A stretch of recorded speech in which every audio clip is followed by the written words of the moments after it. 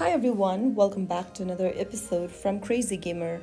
Today I'm going to be guiding you through how to find your player ID in Bleach Brave Souls.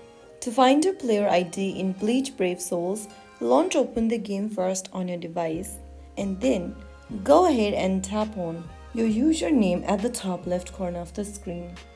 Soon after you do that, you will be taken to this My Status page where you will see your player ID will be displayed over there at the top of the screen. You can take a screenshot of your player ID or write it down. You might need this for linking accounts, adding friends, or contacting support. And that's how you easily find your player ID on Bleach Brave Souls account.